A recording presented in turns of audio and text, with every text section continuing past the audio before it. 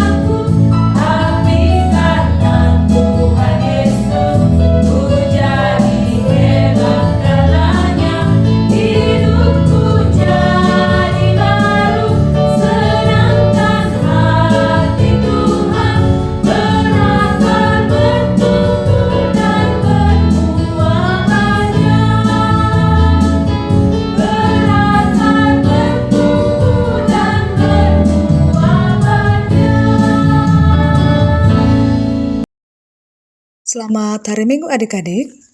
Masih setia mendengar firman Tuhan setiap minggunya kan? Hari ini kita juga setia memperdengarkan kehendak Tuhan dalam bimbingan Roh Kudus. Marilah kita berdoa. Syukur atas janji keselamatan dari Tuhan yang dapat menguatkan keteguhan dan kesetiaan kami. Dalam nama Yesus kami berdoa. Amin. Hari ini Minggu 23 Juni 2024 dengan tema upah mengikut Tuhan dari nas Alkitab Yosua 14 ayat 6 sampai 15. Melalui firman Tuhan hari ini kita akan lebih mengenal tokoh Alkitab bernama Kaleb. Adakah adik-adik yang tahu tentang Kaleb? Kaleb adalah salah satu dari 12 orang yang diutus Musa untuk menyelidiki tanah Kanaan, tanah yang dijanjikan oleh Allah kepada umat Israel. Kaleb dan Yosua sangat yakin bahwa Israel akan dapat menaklukkan Kanaan dengan pertolongan Tuhan. Sedangkan ke-10 utusan lainnya sangat ragu bahwa mereka dapat menaklukkan negeri itu. Begitulah laporan hasil penyelidikan kepada Musa oleh ke-12 utusan itu. Kaleb berjanji dengan sepenuh hati akan tetap mengikut Tuhan dalam penaklukan Kanaan. Saat itu ia berusia 40 tahun. Oleh karena keyakinan Kaleb, maka Musa bersumpah katanya, "Sesungguhnya tanah yang diinjak oleh kakimu itu akan menjadi milik pusakamu dan anak-anakmu sampai selama-lamanya, sebab engkau tetap setia mengikut Tuhan Allahku dengan sepenuh hati." Wah, ternyata tidak mudah bagi Israel untuk memasuki tanah Kanaan ya adik-adik. Orang Israel harus berperang melawan orang-orang Kanaan dan harus memenangkan peperangan itu agar mereka dapat tinggal dan hidup di Kanaan. Setelah Musa menyatakan sumpah itu, maka Allah menyuruh Musa untuk memilih Yosua sebagai penggantinya meneruskan kepemimpinan Israel dalam merebut tanah Kanaan.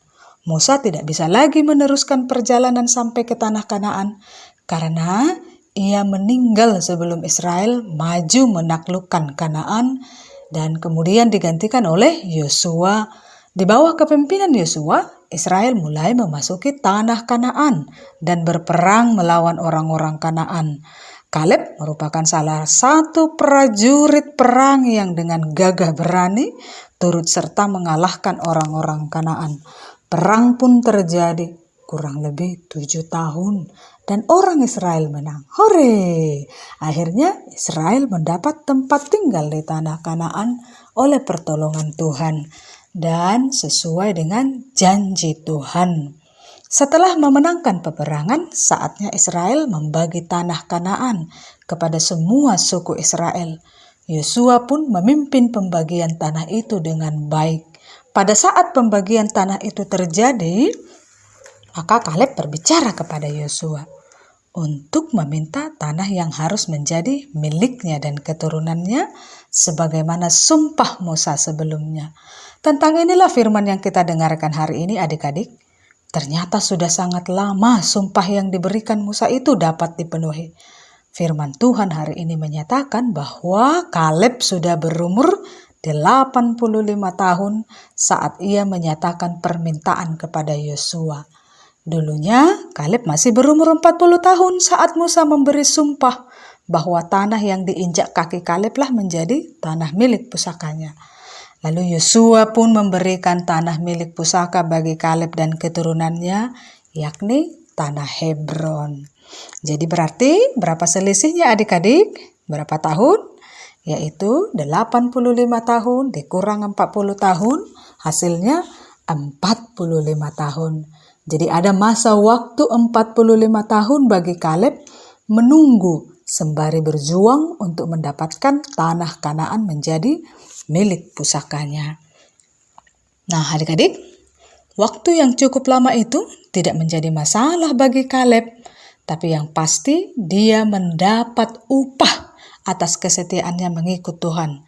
Kaleb setia bahwa pertolongan Tuhan akan membuat mereka dapat menaklukkan Kanaan.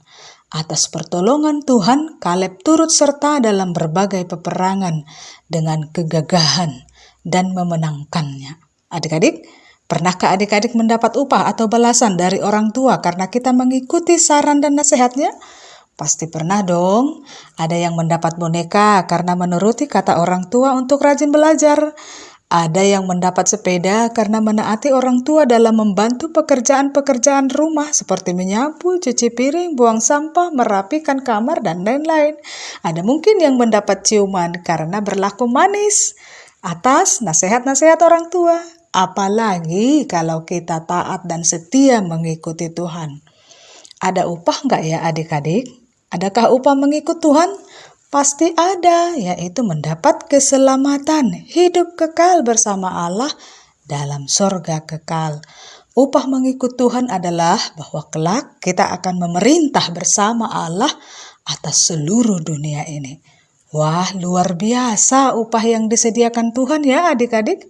Mau kan adik-adik menerima upah itu? Pasti dong. Oleh karena itu, tetaplah mengikut Tuhan. Mari kita berdoa. Mengikutimu senantiasa, itulah hidup kami ya Allah. Ajarlah kami menekuni setiap perjuangan yang kami lakukan, agar kami dengan setia menanti upah dari Tuhan. Dalam nama Yesus kami berdoa, amin. Ayat hafalan dari Matius 19 ayat 27. Lalu Petrus menjawab dan berkata kepada Yesus, kami ini telah meninggalkan segala sesuatu dan mengikut Engkau. Jadi apakah yang akan kami peroleh?